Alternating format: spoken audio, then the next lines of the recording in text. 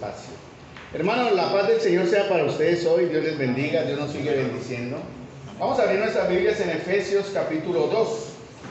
Y quiero retomar en continuidad también, respetando obviamente el sentir del Señor, porque oigan, yo no enseño nada que el Señor primeramente de alguna manera no me haya confirmado. Entonces he visto la confirmación del Señor para seguir en este tema, porque nuestra tarea como maestros, hermanos, es dar el alimento apropiado en el momento apropiado, ¿cierto? Entonces hay unas situaciones que ameritan tratar este tema.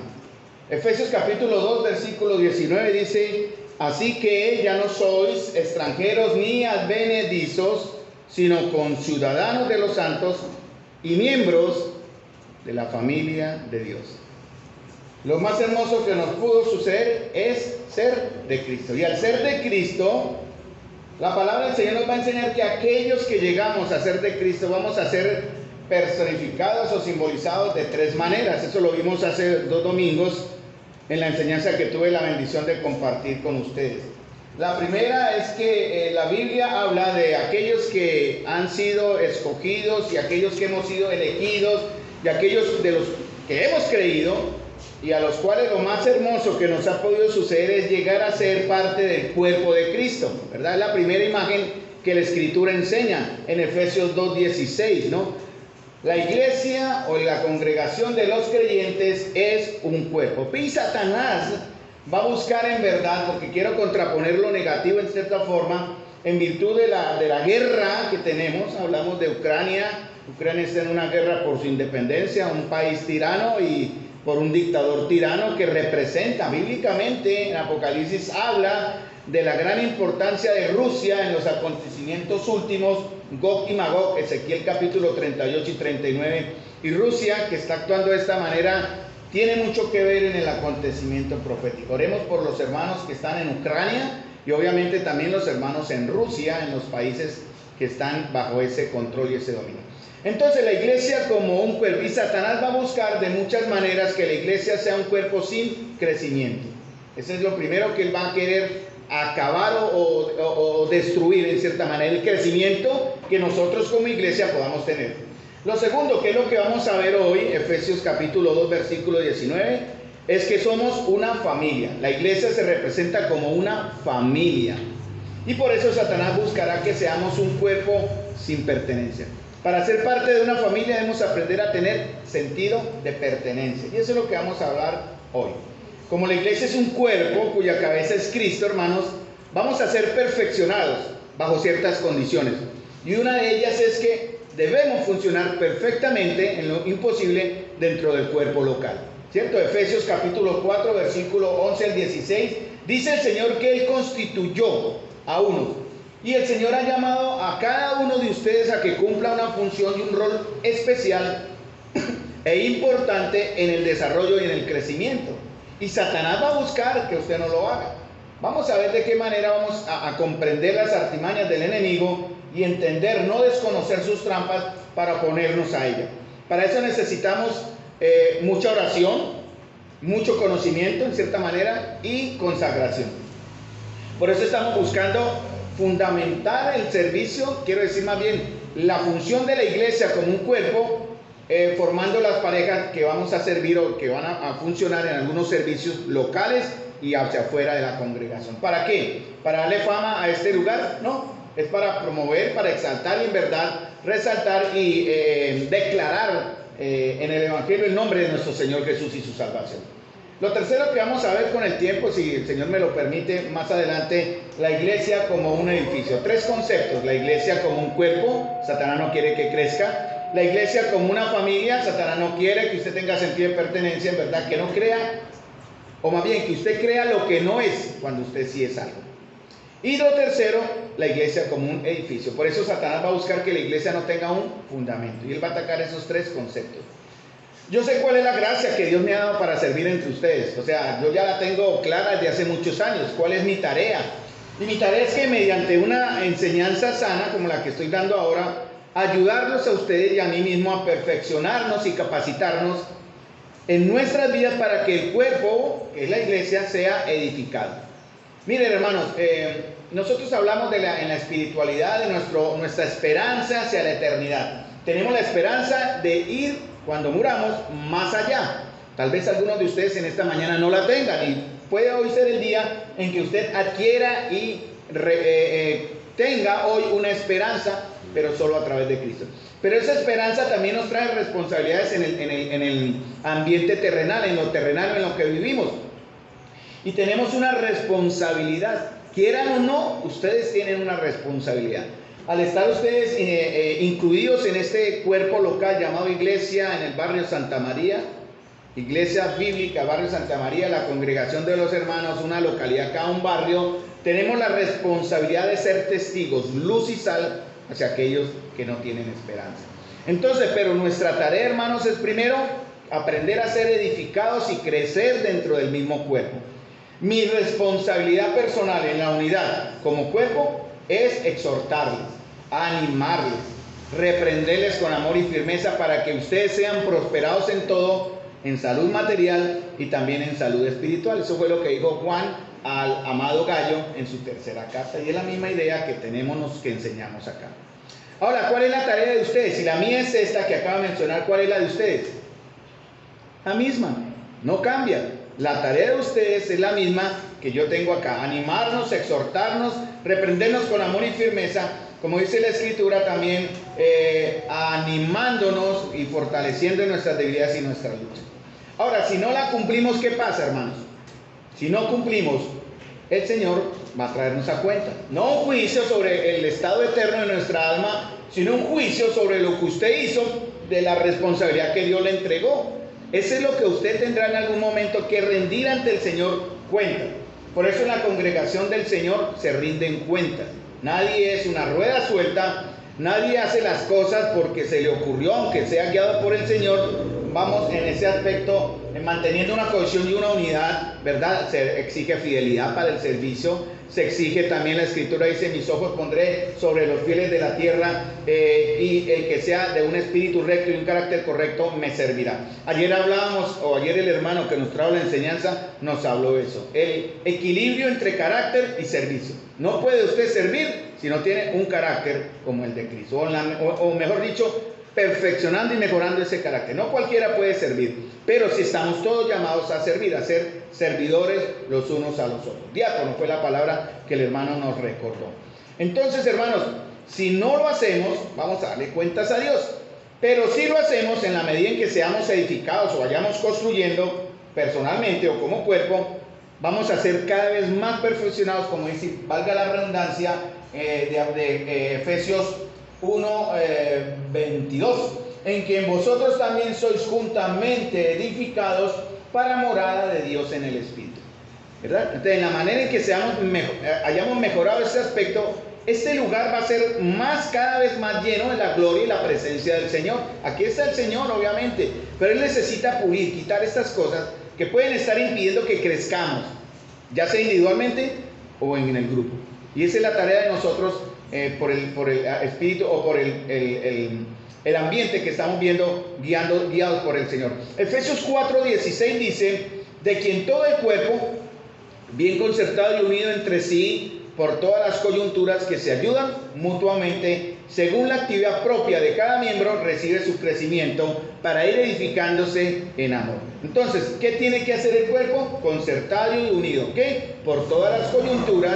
¿Qué más hacen? Se ayudan mutuamente según la actividad de cada uno. ¿Y qué recibimos como una recompensa? Crecimiento para edificarnos en amor. Eso es lo que dice Efesios 4:16. Colosenses 2:19 dice: y no haciéndose de la cabeza, o sea, no teniendo firmemente a la cabeza, dice, corrijo la frase, o sea, Colosenses 2:19, porque creo que lo anoté mal, con todo respeto, perdonen, Gálatas, Efesios y Colosenses 2:19, porque voy a leer el verso completo, que aquí me faltó algo. Porque tiene que ver: nadie os prive de vuestro premio, afectando humildad y culto a los ángeles, entremetiéndose en lo que no ha visto, vanamente hinchado por su propia mente carnal, y no haciéndose, ahora sí, de la cabeza, no teniendo como firmemente, no estamos firmemente aferrados a la cabeza, que es Cristo. Y eso es algo muy personal, hermano. Y es algo que también como congregación nosotros debemos trabajar. ¿Qué tanto estamos dependiendo nosotros de la guía del Señor? En virtud de quien todo el cuerpo, ahora sí sigo leyendo el verso 19, en virtud de quien todo el cuerpo, ¿qué dice acá? Nutriéndose, o sea, alimentándose y uniéndose por ligaduras y ligamentos, ¿qué dice acá? Crece con el crecimiento que da Dios. Ya entendimos lo que significa concertado, ¿no? Un buen concierto, que significa acordar, pactar o decidir juntamente.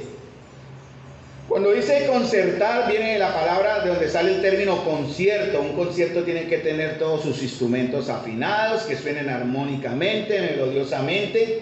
¿Y qué pasa cuando no hay un concierto o una perfecta unidad? Hay desconcierto o hay caos. Y eso es lo que no queremos entre nosotros. ¿Qué es lo que trae caos a la iglesia? El pecado.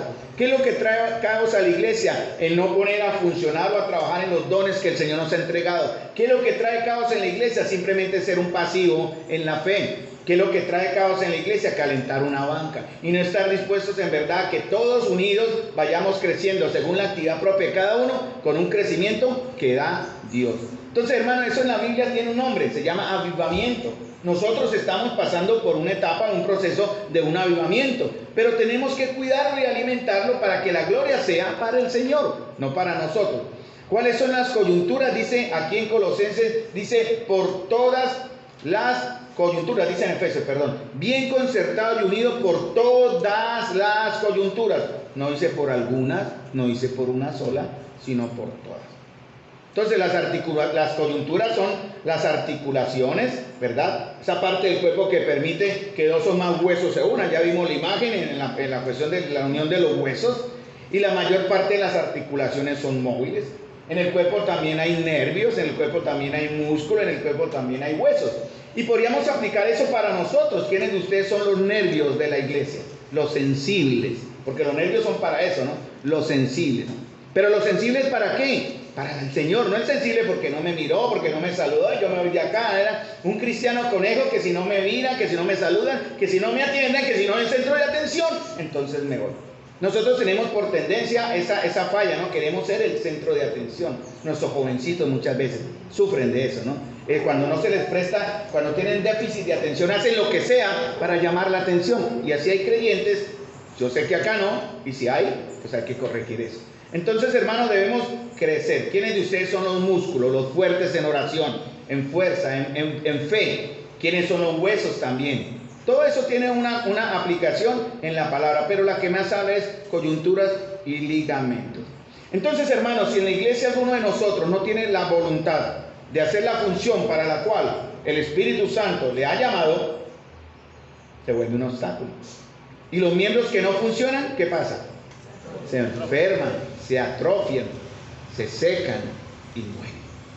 Y desafortunadamente ese estado puede contagiar, puede llevar a otros a también estar enfermos, atrofiados, secos y muertos. Por eso la Escritura llama eso pecado. Si hay en su vida pecado, en el nombre del Señor yo le pido a usted, hermano, que lo saque, que lo juzgue y lo confiese delante del Señor y llegue aquí y lleguemos acá de una manera santa y correcta delante de Él, para ir creciendo en la actividad de cada uno. Entonces, mientras la unidad de la iglesia como un cuerpo nos habla de crecimiento, cuando hablamos de el segundo concepto, la unidad de la iglesia como familia, nos habla de pertenencia, como una familia. ¿Somos una familia? Amén. ¿Por qué somos una familia? ¿Por qué somos una familia? Fuimos redimidos, dice Marisol. ¿Qué más? ¿Por qué más somos una familia? Porque hemos sido adoptados. Es más, es correcto por este lado. No digo diciéndolo de Marisol, no sea. ¿Saben por qué somos una familia? Porque Dios lo acaba de decir en Efesios que leímos, ¿no? Somos ahora miembros de la familia de Dios. Pasamos a ser parte de un concepto diferente. Hay dos caminos para entrar a una familia. Y me alegré ahorita cuando vi así de medio lado, vi a Elena con la niña. Y me fui. Me encantan los niños, hermano. Me encantan los bebés. El olor de bebé no sé, no es fetichismo, no quiero que me malinterpreten, pero me encanta el olor de la inocencia de los bebés, ¿no? Y cuando hacen popis también, no me disgusta, no sé, siempre me ha gustado y a mí me encantaba arruncharme con mis hijos y olerlos y, era todo, era dormir, ¿no? Era delicioso. Hermanos, Ese es el concepto que vamos a empezar a tratar de entender hoy en muy poquito, en el tiempo que nos queda. Hay dos caminos para entrar a una familia. Podemos nacer dentro de ella, ¿cierto? O podemos ser adoptados por ella. Dios hace ambas cosas por nosotros, hermanos. Y eso es para ustedes, no solamente aquí porque yo lo estoy viviendo, sino para ustedes también. Se llama en la Biblia nacer de nuevo. Y se le llama ser adoptado en la familia de Dios. Dios lo hace completo. Dios no hace las cosas a medias. Esto es ahora parte de nuestra posición y de identidad. Ser hechos hijos de Dios es nuestra posición. Algo que yo no puedo hacer, lo hace Dios. Pero identificarme como parte de una familia es parte, perdón la redundancia, tiene que ver con mi identidad. Creo que eso también lo han estado hablando en Dama, ¿no? Identidad en Cristo. ¿Cuál es su identidad, hermana y hermano? ¿Cómo se está usted viendo ahora, pues como parte de una gran familia? Entonces, hermanos, somos unidos a la familia de Dios por medio de la adopción. En verdad somos adoptados de una manera espiritual en la gracia que el Señor ha decidido tener con nosotros. Gracia y misericordia.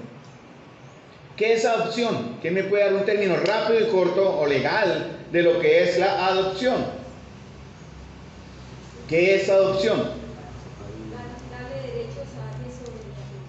Darle derechos a alguien sobre mi apellido. Es un término, sí. ¿Qué más puede significar adopción?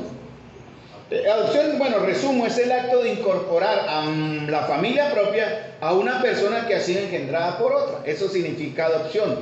Y puesto que los hombres y mujeres de este mundo, los seres humanos, no somos regenerados por naturaleza, ¿sí? No somos en verdad naturalmente de Dios, así algunos digan en su ignorancia que todos somos hijos de Dios. Eso es mentira. Somos creación de Dios, pero algunos, solo unos cuantos, llegamos a ser hijos de Dios por adopción. Y los que no son hijos de Dios por adopción, ¿son hijos de quién? Del diablo.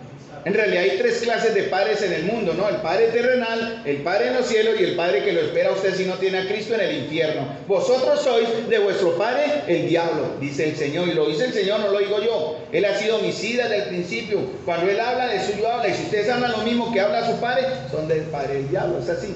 Cada cual habla de su naturaleza. Y nosotros como hijos de Dios, hermanos, tenemos que hablar de acuerdo a nuestra naturaleza redimida o como nacidos de nuevo, como parte de la familia de Dios. Y la única manera en que podemos convertirnos en hijos de Dios es mediante un acto de adopción espiritual. Gálatas 4:4 lo dice. Por cuanto vino el cumplimiento del tiempo, Dios envió a su Hijo, nacido de mujer y nacido bajo la ley, para que redimiese a los que estaban bajo la ley. David está hablando muy sabiamente de Romanos. La maldición de la ley. Dice, a fin de que recibiésemos la adopción de hijos. Para eso vino Jesús también. Entramos en la familia de Dios por medio de Cristo. Es ahora nuestra posición, hermanos. Juan 1, 12, 13. ¿Quién lo conoce? ¿Alguno conoce Juan 1, 12, 13? Los que están viendo el curso del verbo ya tuvieron que haber pasado por Juan 1, 12. Mas a todos los que le recibieron, a los que creen en su nombre, les dio el derecho o la potestad de ser hechos hijos de Dios. Cuando alguien le diga, soy hijo de Dios, corríjanlo. ¿Tiene usted a Cristo? No, no tengo a Cristo. Usted no es hijo de Dios. Así es fácil. Haya nacido en la iglesia que haya sido, ¿no? Aquí no tiene nada que ver con religión. Yo nací en el catolicismo, a los 15 años pasamos al evangelio, pero me convertí a los 18 porque yo pensé, el hecho de estar en la fe ya me da una ventaja. No, no tenía ninguna ventaja. En realidad era igual de pecador y en igual condenación que cualquier otro en cualquier religión. Porque nuestra relación, no sé, no quiero repetir la palabra, nuestra condición actual tiene que ver con una relación con Cristo, ¿verdad? No con una relación de iglesia. Entonces, dentro de la familia de Dios, hermanos, quiero que vayan entendiendo ese concepto, somos parte de la familia de Dios. Dentro de la familia de Dios, cuando entramos por medio de Cristo, solo hay un papel, solo hay un rol que los hermanos pueden jugar. ¿Cuál es ese rol? ¿Cuál es el papel que podemos jugar siendo parte de la familia de Dios? ¿Que somos qué? Hijos de Dios, exacto.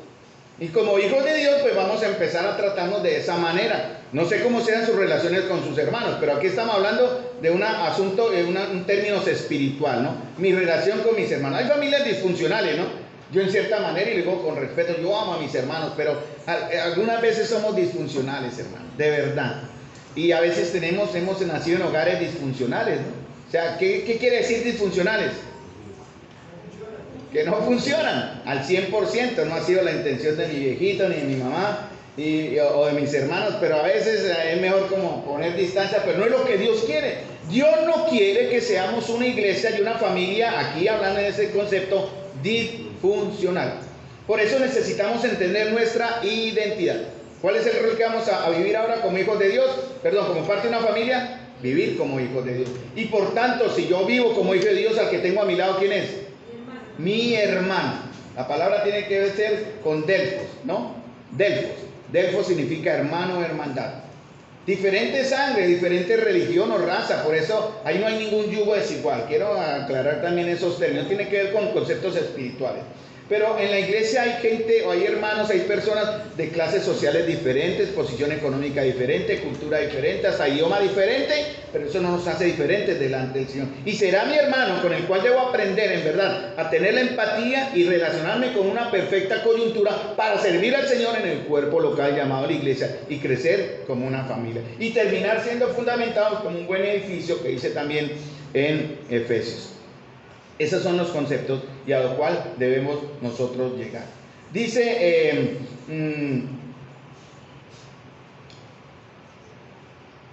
Romanos capítulo 8, versículo 16. Lo leo si no tiene usted la facilidad o es diestro en buscar en la escritura.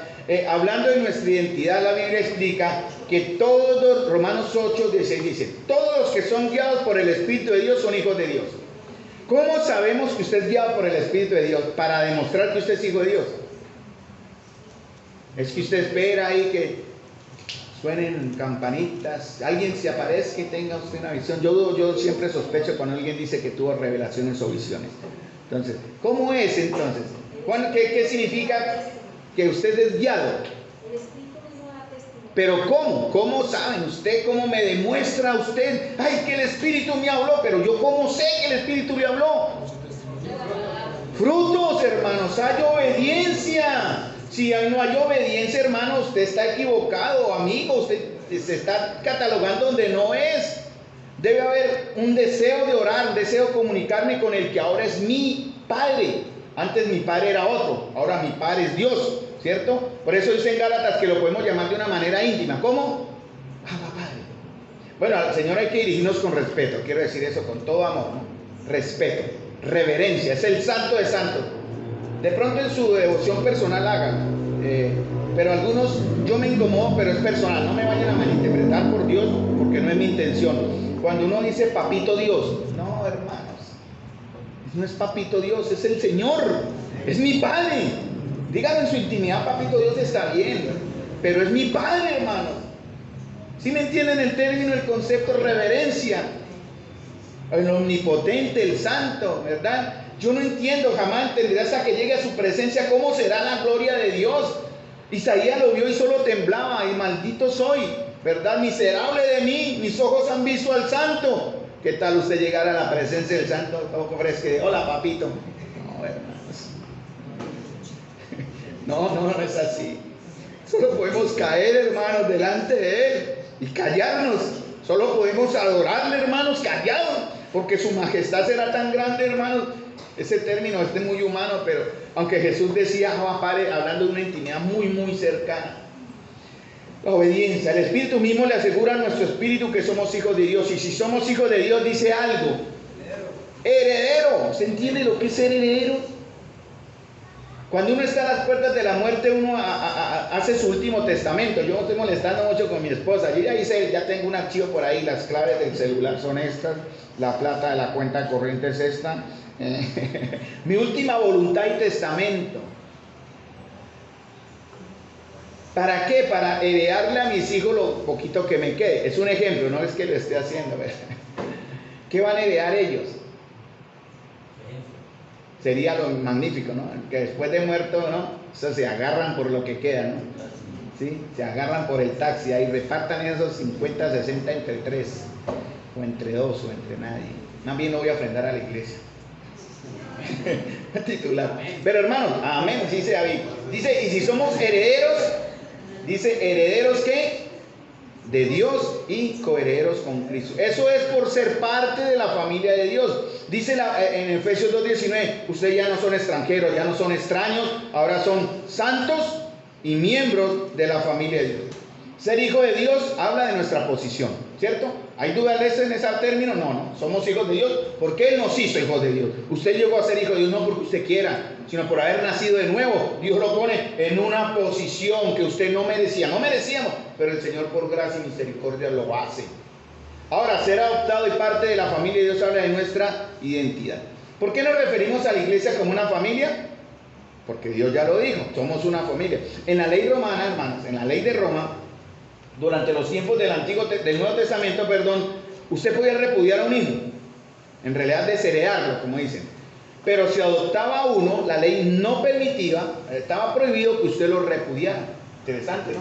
O sea, usted a su hijo natural le podía excomulgar o sacar fuera, ya no recibe nada, ¿verdad? ¿Qué tal que el Señor hiciera eso con nosotros? Pero a los adoptados, a los que eran recibidos en adopción, no se podían repudiar. En la ley judía, cuando el padre moría, los bienes pasaban al mayor y él los administraba. En la ley romana, cuando el padre moría, los bienes pasaban a todos por igual. ¿Cuál les gustaría más? ¿La ley romana o la ley judía? La romana, ¿cierto? A todos nos tocaría de una parte, y no que el mayor administre, porque resulta que el mayor pasa a ser el patriarca, ¿no? Y todos en realidad rendían a él el respeto y la honra, que también sería aceptable, que merecía él como ser el mayor de la casa. Por eso, hermanos, Dios dice que no solo hemos nacido de nuevo en su familia, sino que también nos ha adoptado. Y no hay ninguna forma en que Él nos vaya a repudiar. ¿Buenas o malas noticias?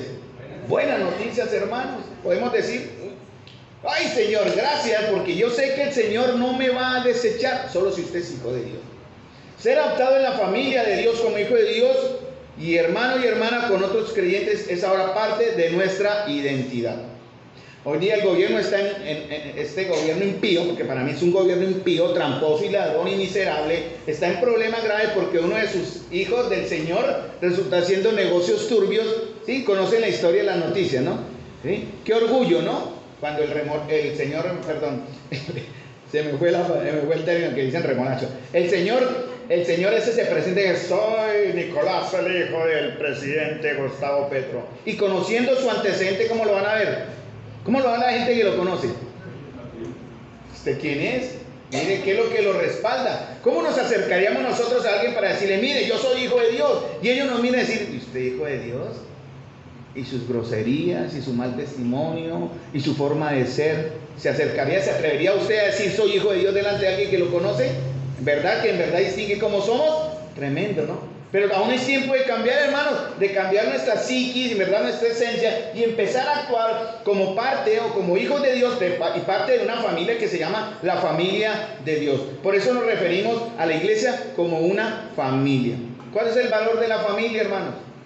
¿Cuál debe ser el valor de la familia? ¿Grande, mediano, poco, nada? ¿Cuál es el valor de la familia, hermanos? Bastante, es muy importante. Es muy triste morir, mejor dicho, es muy triste estar solo, sin nadie que esté ahí, por lo menos de la familia, ¿verdad? Mi mamá me estaba llamando a raíz de la cirugía y la pobre abuela llora. Es que yo quiero ir con usted. Le dice, no mamá, me ha tocado hablar fuerte, va a estar mi esposa. No, es que usted viene y me recoge. No mamá, es que no podemos, solo va una persona cercana a la persona que van a la cirugía, pero usted no puede ir, se pone a llorar. Y yo cometí un error, de verdad, yo lo lamento, ya me repetí, mire mamá, tranquila, respire. El lunes es la cirugía, el martes es el entierro, nos vemos el martes. Ay, yo las embarré, hermano, sí, perdonen, se me fueron las luces con la abuela, me dio un pesar como lloraba ella. No mamá, perdón, no era broma, perdón. Y me tocó que mi esposa me ayude también a hablarle firme, porque así son los padres, pero así somos nosotros con los que más amamos. Si somos así con nuestros propios hermanos y en nuestra propia familia. La familia es un grupo de personas ligadas por lazos y por parentescos, ¿verdad? De sangre o de matrimonio, con el propósito de criar hijos, de formarlos, que vivan juntas bajo la autoridad de una de ellas. Esta última semana tuvimos la gran noticia de que a mi hija le dieron ya su residencia en cierta manera y ya va a venir a Colombia, pero va a venir sola. Entonces estamos tristes porque nos gustaría mucho que nuestro yerno, ¿sí? ¿Qué bien? Peter viniera, pero él muy amorosamente le dijo, no, amor, vaya, porque en realidad pues la condición de gastos y todo amerita solo a que ella pueda venir. Pero para nosotros va a ser una alegría poder contar con ella y podernos gozar con ella, así sea por una corta semana. Nos hubiera mucho gustado que estuviera la familia completa, ¿no? Ya Peter es parte de mi familia, ¿verdad? Por ser el esposo de mi hija. Y así cada uno de nosotros somos, en ese ejemplo, estamos ligados por un parentesco. Si Satanás, hermanos, no ha podido dañar el propósito de Dios de que seamos edificados como un cuerpo que recibe un crecimiento en amor, en la medida en que todos seamos responsables de nuestro funcionamiento, Él va a buscar dañar ¿qué? Lo que sigue después, ¿qué? Buscará dañar el componente básico de la iglesia, que es ¿quién? Las familias. Y de paso destruir nuestro sentido de pertenencia y identidad. ¿Cómo es nuestra familia, hermano? Yo le digo a los varones, algunos hemos fallado, otros hemos corregido, nadie acá será perfecto, solo puedo ir el ejemplo. ¿Cómo ha sido usted como sacerdote en su casa, hermano? Varón, ¿cómo ha sido usted como sacerdote? ¿Es usted el que se levanta, ora por su familia, por sus hijos, proveedor, sustentador, verdad? El que cuida espiritualmente hablando, el que protege espiritualmente y económicamente y materialmente, todos los aspectos le corresponden al varón. ¿Cómo ha sido nuestra tarea? ¿Cómo ha sido con nuestros hijos en verdad? Con sus hijos, como yo les digo, con los míos. ¿Cómo hemos actuado en relación con ellos? A mí me gusta ver, por ejemplo, el domingo me gustó ver cuando llegó Jessy y Yuri, se sentaron en este lado. ¿Y quiénes se sentaron con ellos ahí en su sillita? Sus hijos. Qué bueno que nuestros hijos estén con nosotros. Una vez al mes creo que se hace eso. Los niños están aquí con sus padres para que escuchen la palabra de Dios. La responsabilidad no está arriba en el salón de instrucción bíblica. Es acá donde reciben palabra y sus padres le refuerzan en su misma casa lo que reciben en la iglesia. ¿Qué estará escuchando en este momento el hijo de Jennifer o el hijo de Jenny o el hijo de Yuri? La niña Jennifer y los dos niños de Yuri y de Jenny. Ambas son por ti. Pero él estaba molestando a Wilfredo, ¿no? Es varón, ¿cierto, Wilfredo? ¿No? Wilfredo Abundio le vamos a poner. Por ahí un hermano que Wilfredo Abundio. Miguel también.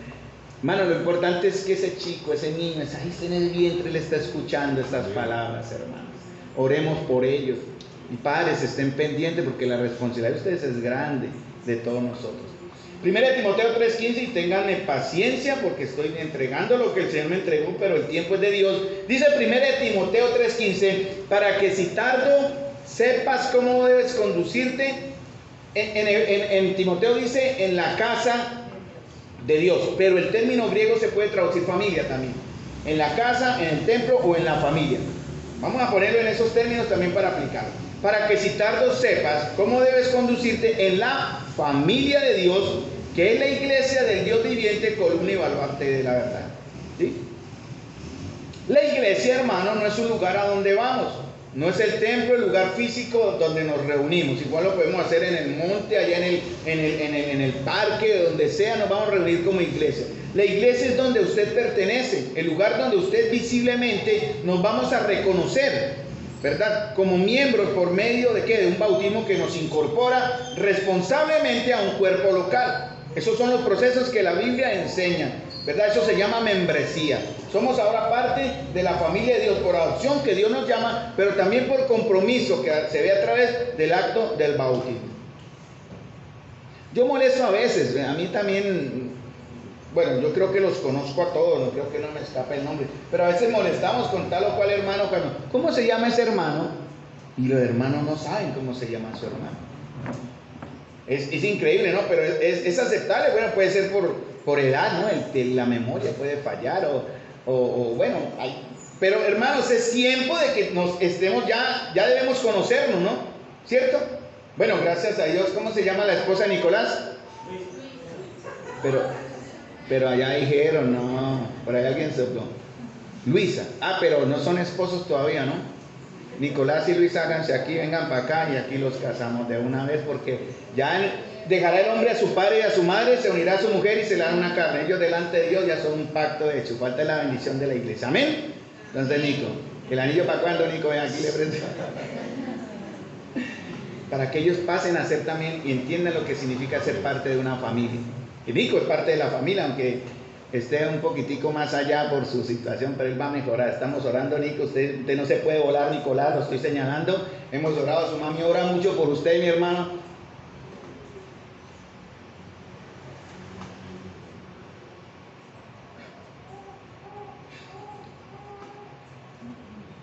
Y la iglesia ora por usted, y por aquellos de los nuestros que también de alguna manera se han ausentado.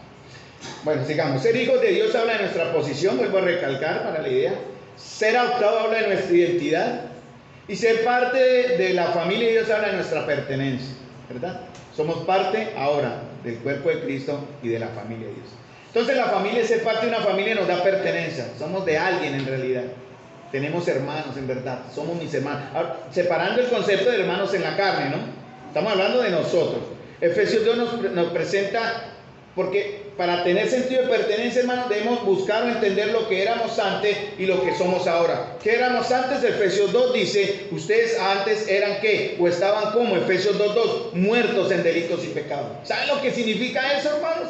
Delante de Dios, si usted fuera el religioso más religioso, el evangélico más evangélico que se leyó cuántas veces la Biblia, pero si usted no ha nacido de nuevo, muerto en delitos y pecados, dice Efesios 2:1-2. Dice también que nosotros seguíamos la corriente de este mundo. ¿Haciendo qué? ¿Qué dice en Efesios 2? Dice, en los cuales anduvisteis en otro tiempo siguiendo la corriente de este mundo, conforme o de acuerdo en el mismo pensamiento del príncipe de la potestad del aire, el espíritu que ahora opera en los hijos de desobediencia. ¿Quién operaba en usted antes de Cristo? Satanás, y era el que marcaba su pensamiento y su corazón. Y ahora ¿quién marca nuestro pensamiento y corazón? Dios mismo por su espíritu. Ahí no combinan las dos. O está el espíritu del Señor acá, o está Satanás acá. Pero en el mío no sé en el suyo. Pero si somos hijos de Dios y parte de la familia de Dios, el Espíritu de Dios ahora le dice a su Espíritu de que usted es hijo de Dios. ¿Cómo se muestra? En obediencia, en consagración, en deseo de comunicarme con Él, ¿verdad? En reunirme para... No dejen de congregarse como algunos lo han tenido por costumbre, ya se volvió una norma. Tanto más cuando es que aquel día se acerca, dice, no lo dejen de hacer porque es necesario estar en la comunidad, hermanos, para recibir y entender lo que éramos antes y lo que somos ahora, ¿verdad? Vivimos en los deseos de nuestra carne. Dice Efesios 2:2, estamos sin esperanza y sin Dios en el mundo. Pero hermanos, Jesucristo, por medio de su sangre y de su pacto, ha logrado la paz, nos ha reconciliado, ¿verdad? Y nos ha incluido en la familia de Dios. Por eso ahora todos los que creemos tenemos que un padre. ¿Cuál es su padre? Realmente, mire su corazón, ¿cuál es su padre? El líder religioso, los mormones tienen como padre ¿a quién? José Smith, ¿verdad? Cada religión tiene uno, ¿no? De pronto los luteranos adoran y Lutero, ¿no? Por decir algo. De pronto los presbiterianos o los calvinistas, Calvino. De pronto en Emaús tendremos a X o Y, Darwin, o de pronto a los grandes maestros de hace unos años que nos dejaron la fe, o a los misioneros. Para nosotros son nuestro padre, entre comillas. No, tenemos un verdadero padre en los cielos, hermanos. Lo llamamos por eso Padre nuestro. Padre mío, en verdad, hermano. Y por eso podemos acercarnos y decir, orale, Padre nuestro que estás en los cielos. Eso tiene que ver con mi posición. Repito mucho esas palabras que son importantes. Mi posición. Aunque su condición no sea la correcta en un momento, su posición es inalterable, no cambia, hermanos. Su condición es la que debe cambiar hoy para la gloria del Señor. Y esa posición, hermano, nos da seguridad de provisión y confianza. Cantamos aquí un himno en 1 Juan 3:1. Yo le iba a decir a los chicos que lo cantaron, creo que no lo saben, pero 1 Juan 3:1, ¿se acuerdan? Mirad cuál amor nos ha dado el Padre al nacernos hijos de Dios. Vamos. Mirad cuál amor nos ha dado el Padre al nacernos hijos de Dios. Para ser llamados hijos de Dios. Para ser llamados hijos de Dios. Amén, hermano. Mire cuál amor. ¿Cuánto amor tiene el Señor por la niña de Ana es? Emma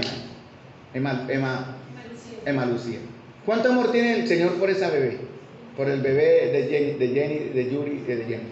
¿Cuánto? Todo el amor, hermano. Ellos aún en su inocencia no pueden escoger, pero los padres tienen la responsabilidad de guiarlos al Señor, hermanos. Miren cuál amor nos ha dado. También tenemos un hermano mayor, hermanos. Qué bueno es tener hermanos mayores. Yo tengo aquí varios hermanos mayores. Nelson, no catalogué a mi hermano mayor. Bueno tener hermanos mayores. Lo más duro es cuando somos los menores, ¿no? Porque recibimos todo el mayor, ¿no? Yo como mayor le daba a mis hermanos, los varones les tocaba el zapato que quedaba era para ellos, el pantalón. Así nos toca, así nos ha tocado, ¿sí, no? Eso a los que tienen, ¿cómo? Pues obviamente a cada uno su ropita, pero espere, mamá, no tengo zapatos, espere que el otro agaste los que tiene y va con eso mientras. Y así ha pasado, pero no pasa, son parte de nuestra experiencia. Hermano, Pablo nos dice que en la familia de Dios llegamos no solo a ser herederos de Dios, sino coherederos con Cristo. ¿Saben lo que eso significa, hermano? ¿Qué significa ser coheredero? ¿Pero cuál herencia? Por ejemplo, si yo muero, mis hijos saben cuál va a ser tu herencia. ¿Cierto? ¿Cuál es nuestra herencia, hermanos? Si usted es un heredero de Dios, ¿usted qué va a heredar? Vida eterna, ¿cierto?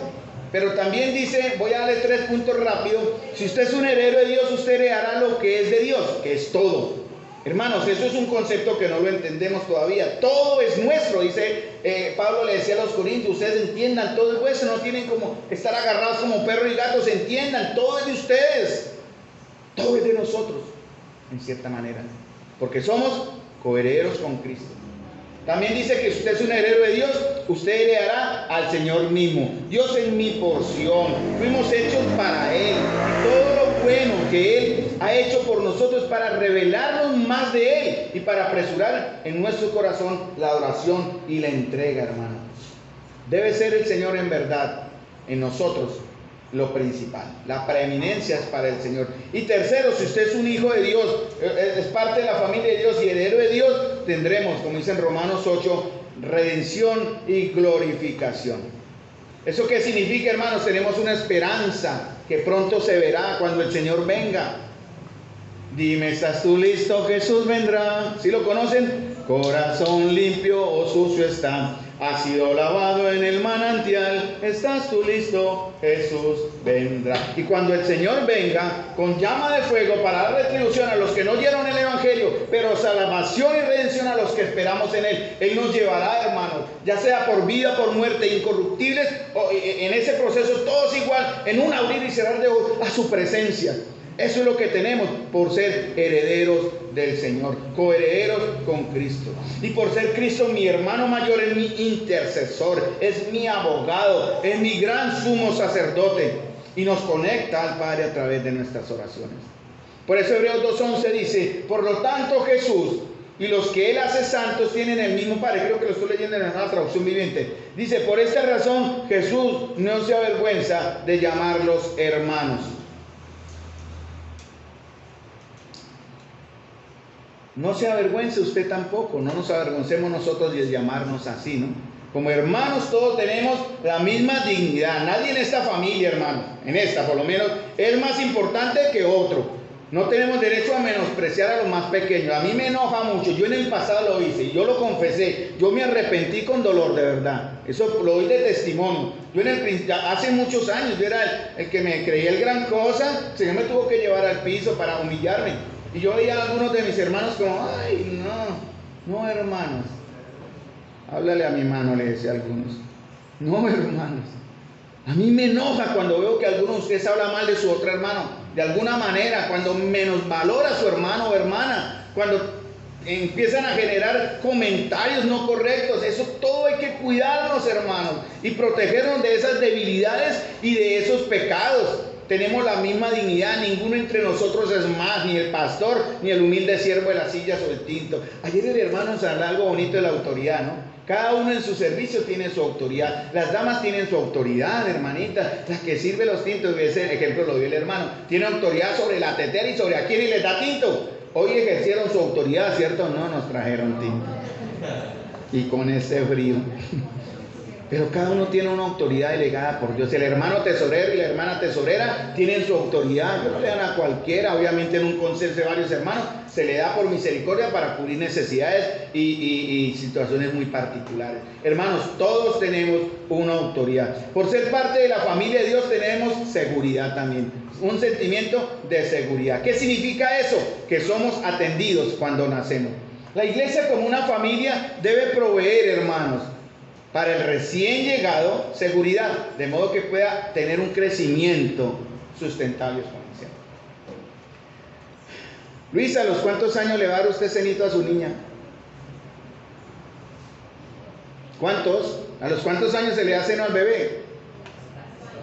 Yo no sé quién, yo creo que, no sé si era de acá, había uno que duró ya sé quién, pero no voy a decir el nombre. ¿Hasta los cuántos años?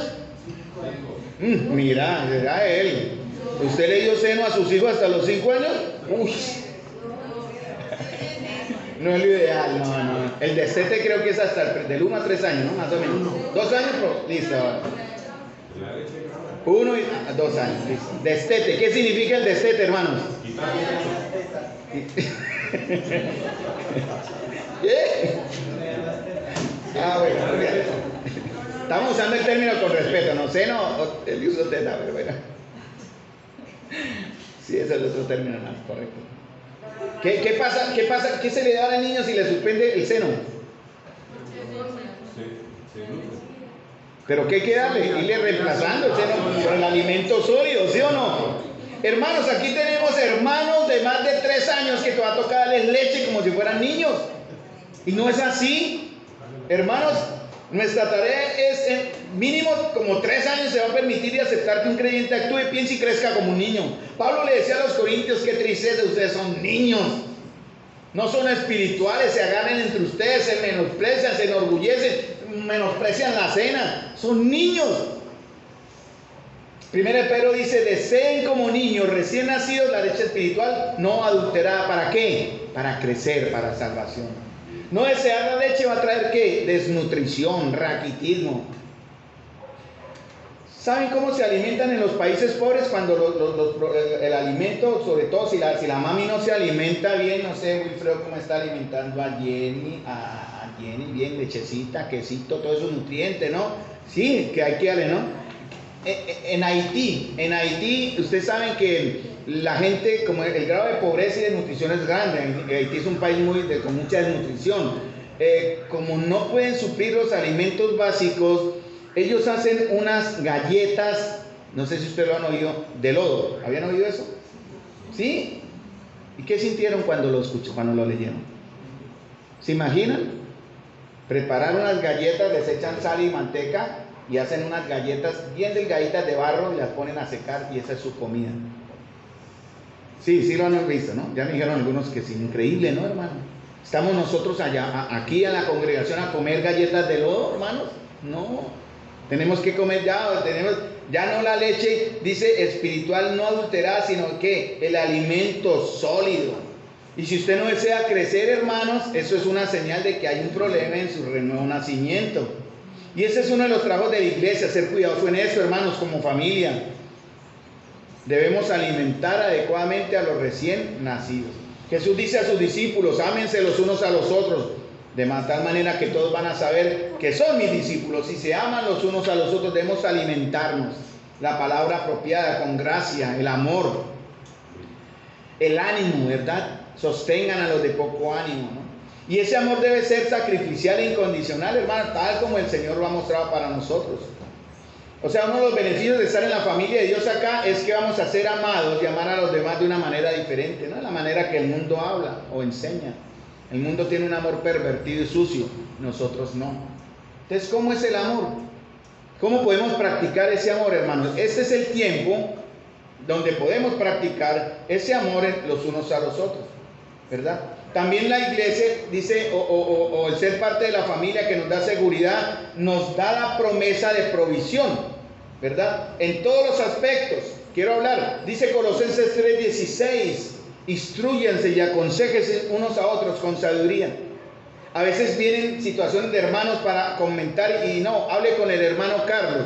No, usted también tiene que estar preparado, hermano y hermana, para dar el consejo apropiado. Y si no puede todos unir, varios, podemos ir hacia ese hermano y ayudarle. Dice Efesios 4:25, dejen la mentira y hable cada uno a su prójimo con la verdad, porque todos son miembros de un mismo cuerpo. A veces es difícil decir la verdad, pero hay que decirla, hermano. Y si usted tiene un espíritu correcto, va a aceptar la exhortación para su bien con el amor y el cariño con que se le da. Entonces, hermanos, debemos enseñarnos mutuamente por medio de las Escrituras. Dice Hebreos 10:24, llama a los creyentes a estimularnos al amor y a las buenas obras. El hecho que estemos armando los grupos, las parejas, es para eso, empezar a estimularnos al amor y a las buenas obras. Vamos a hacer visitaciones, vamos a ir a un hospital, a la salida de un hospital, donde seguramente no nos dejan entrar, pero vamos a ir a entregar literatura y hablarles del amor de Dios. Vamos a ir de pronto cuando los que están haciendo la colita, la entrada de la modelo, ahí la familiar, entregarles la literatura para hablarles del amor de Dios. Vamos a salir al parque. Vamos a hablar de una manera ya vivencial y práctica con las parejas que estamos formando. ¿Ya tiene usted su pareja? Si yo señalara a alguien y le digo, usted puede no caer en el... ¿cuál es su pareja? Si señaló. Ay, hermano, no he buscado. No, ya es tiempo, hermanos. Por favor, busquen su... Y empecemos a hacer 3 cosas. Orar, ¿verdad? Para prepararnos, preparémonos también para vivirlo acá. Y tercero, consagrémonos, hermanos, porque somos parte de la familia de Dios. Cuando el Señor dice que nos promete cuidar, dice Judas 24, que Él es poderoso para ¿qué? Guardarnos sin caída, ¿verdad? Y presentarnos en mancha delante de su gloria con gran alegría. En lo material también dice, hermanos, ¿quién de ustedes? El Señor dice, no se afanen. ¿El afán es pecado? ¿El afán es pecado? Sí, es pecado, hermano. Sí lo es. Llámenlo como quieran, pero es pecado. ¿Por qué qué? El Señor dijo, no se afanen. ¿Qué más? No se afanen. ¿Qué comeremos? ¿Qué beberemos? ¿Qué vestiremos?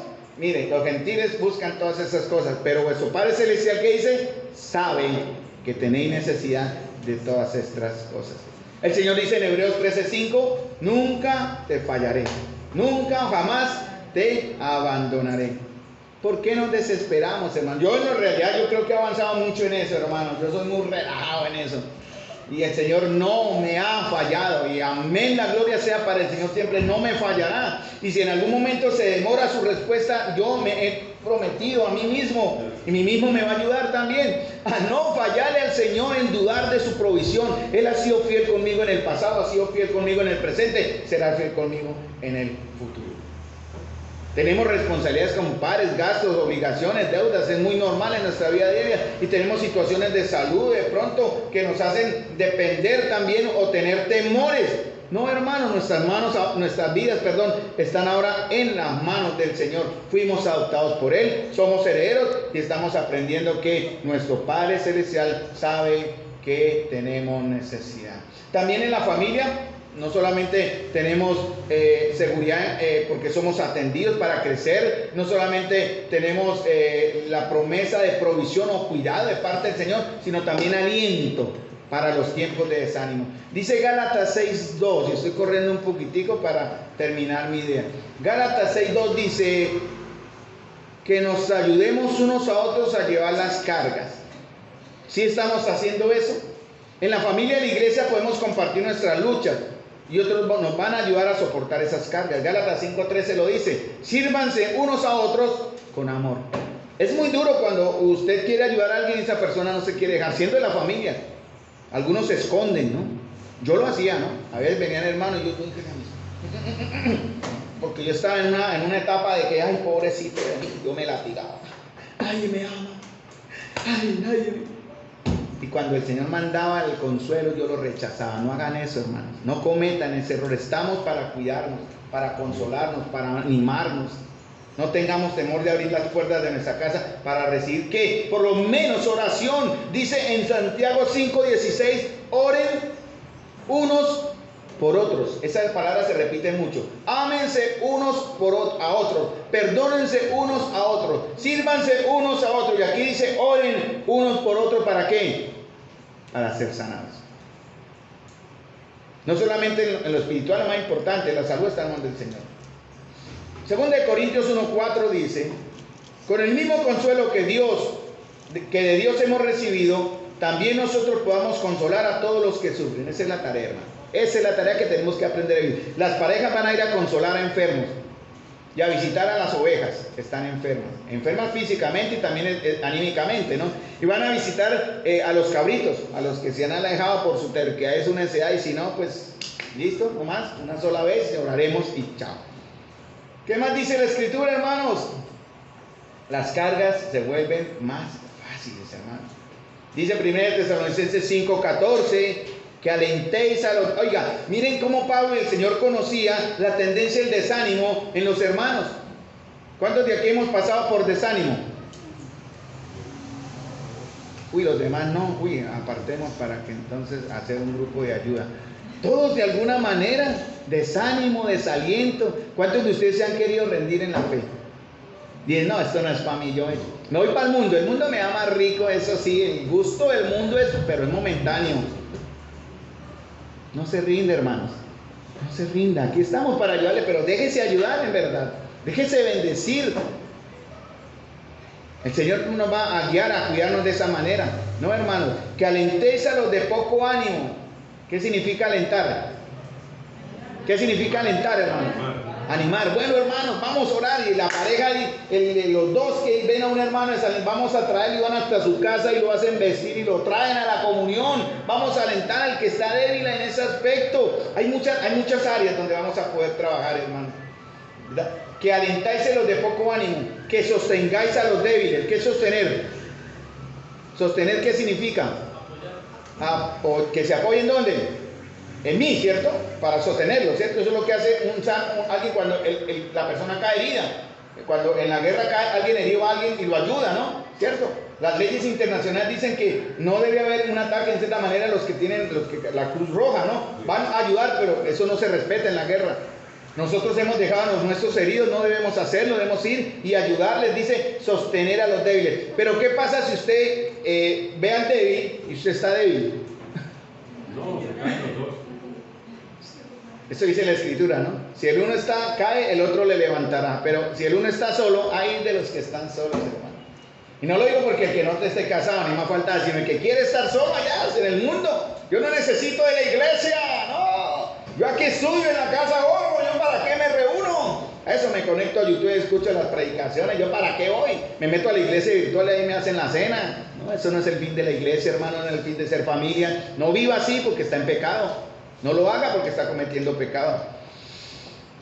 Y ya para terminar en estos últimos 50 minutos que me quedan, que me falta mucho, pero igual lo dejamos para el Señor, hermano. Lo importante es que entiendan que estamos aquí como una familia. Tiene que ver con mi identidad. ¿Cuál es su identidad? ¿Por qué usted duda tanto de que es hijo de Dios? ¿Por qué su identidad es tan blanda y tan débil? ¿Verdad? ¿Sabe lo que dice 1 Pedro 2:9? Dice que ahora somos un linaje escogido, real sacerdocio, nación santa, que ha sido adquirido por Dios a través de Cristo. Eso es identidad. Pero ¿saben lo que dice la palabra linaje? También se puede traducir familia. En el término es la misma palabra. Dice que ahora somos familia escogida, real sacerdocio, gente santa, que ha sido adquirida, comprada, hermanos. ¿Cuánto vale su alma? ¿Cuánto vale usted para el Señor? La vida de su Hijo, ¿verdad? A través de Cristo. Eso es identidad. Yo ya no me tengo que revolver en la inmundicia de afuera. Eso ya no tiene que ser, ni siquiera anhelarlo, ni siquiera desearlo. No lo haga. Santidad en verdad, imperfecta, pero santidad aquí, hermanos, para el Señor. Efesios 4:1 dice: ruego que anden como es digno de la vocación con la que fueron llamados, con humildad y mansedumbre, sopórtense con paciencia los unos a los otros en amor. Eso es identidad. Ahora también debo vivir para mi familia. ¿Sí? ¿Cuántos de ustedes ayudan a sus padres? Debe ser una norma que usted ayude a su padre. ¿Es una norma que usted ayude a su padre? ¿Dónde está la norma? La honra, pero la honra no significa necesariamente que usted esté en ese aspecto atento. Hay un verso en 2 Corintios, y lo voy a decir, lo encuentro rápidamente, pero solo es como ejemplo, pero para darle idea, vamos a ver si lo encuentro, pero Está en 2 de Corintios, capítulo 13. Y es un verso que es desconocido. ¿Sabían ustedes que dice que no trabajarán los hijos para los padres, sino los padres para los hijos? Eso lo dice ahí en la escritura, ¿no? No sé si ustedes ya lo han leído en algún momento. ¿Sí lo han leído? No, no lo han leído. Bueno, está en Corintios, pero es que en este momento se me escapó. No sé si en segunda o en primera, lo último, pero ahí está. En verdad, hermano, no podemos esperar de nuestros hijos. En verdad, ¿no? Que ellos hagan su vida, que termine el círculo y arranquen, ¿verdad? Vivan. Yo reté a mi hijo, si usted es macho, usted es varón, hermano, porque él es un joven, como muchos jóvenes que todavía están ahí, obviamente viendo el del hotel mamá, ¿no? Y claro, enfrentarse a la vida es duro. Ahorita le ha tocado duro a mi Andrés. Le ha tocado trabajar fuerte en el carro, allá en la empresa donde está ahora, jornadas largas, duras. Pero así aprenden la madurez y a depender, y a vivir, y a ser independientes. 12:14, hermanito. Vamos a ver, gracias Jonathan. 2 de Corintios, de aquí me dio más atrás. 2 de Corintios 12:14. Vamos a ver si es la misma.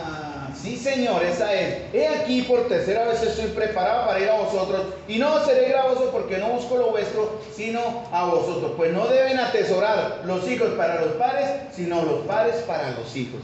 Todo lo mío es de ellos. Yo no quiero nada. Yo desnudo salí, desnudo miré. Pero mi máximo esfuerzo es mi propio hijo. Entregarle a mis hijos y a mi esposa ¿cómo decir? Lo que hicimos en cierta manera terrenal. Y eso es lo que pasa, hermanos, entre nosotros. Debemos protegernos en ese aspecto. En verdad, de proveernos los unos a los otros, porque somos una familia.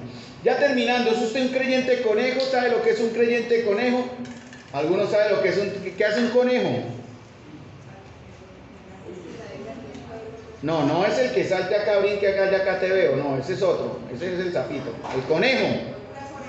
El de las orejas, sí, el que hace así. ¿Qué hace un conejo? El creyente conejo son los que saltan de lado a lado, son los que van de iglesia en iglesia y no se identifican con nadie, no le rinden cuentas a nadie, no se comprometen con nada, no son parte de nada, no son nada. Aquí no hay creyentes conejos, obviamente, yo sé, o sí, no creo, ¿no? Pero espero que no haya creyentes conejos. No sea usted un creyente que se incomoda si otros nos preocupamos por usted. No piense que pueden ser buenos creyentes sin la protección de la iglesia local, hermanos. En verdad eso es bíblico. Dios no está de acuerdo con eso. La triple relación del creyente tiene que ver con Dios, la familia en Cristo, ¿verdad? Y la misma iglesia como comunión. Eso nos da aceptación espiritual, hermanos. Y eso lo dice la Escritura. En Eclesiastés 4:9-12 lo vimos en el estudio el jueves, ¿no? Más valen dos que uno, eso es valor.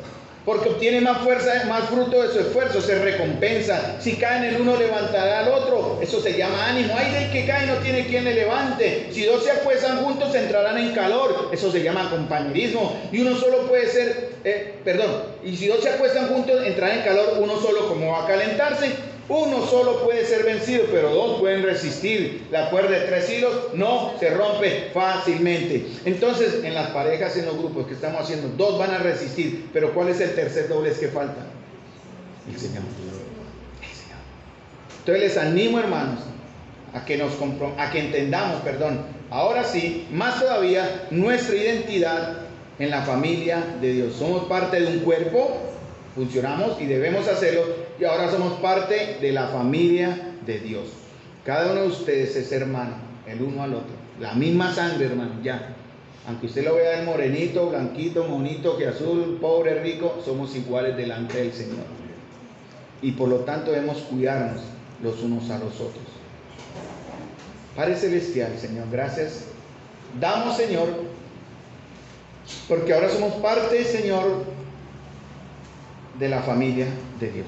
Gracias, Señor, porque nos has dado un lugar donde refugiarnos. Porque podemos aquí, Padre amado, en verdad, ejercer nuestra identidad y nuestra posición aún más. Porque aquí nos vas a capacitar y nos da la fuerza, de nuevo el poder por tu Espíritu, Señor, para hacer luz afuera, sal en medio de las tinieblas. Te doy gracias, Jesús, porque en verdad has cambiado nuestro lamento en baile. Porque, Señor, has cambiado nuestras tristezas en gozo. Porque ahora yo sé lo que soy. Y yo quiero, Señor, vivir de acuerdo a esa posición y a esa identidad. Yo ahora soy de Cristo, Señor, y en Cristo quiero servir siendo parte funcional de un cuerpo viviente, vivo, Señor, y que debe crecer. Padre, danos el crecimiento, prepáranos para recibir a los que vendrán, porque serán personas que necesitarán también que les amemos, hermanos, a los que vamos a rodear con el amor, pero también sin tolerar el pecado o la complacencia con el pecado que puedan traer. Queremos ser un pueblo y una nación, una familia santa, Señor, como escogidos tuyos. Señor, en el nombre de Jesús te ruego, Padre Celestial, que estés bendiciendo a cada una de las familias aquí representadas, Señor. Te ruego por la familia Ríos, por la familia de Almeida, la familia Virgilio, la familia Rafael.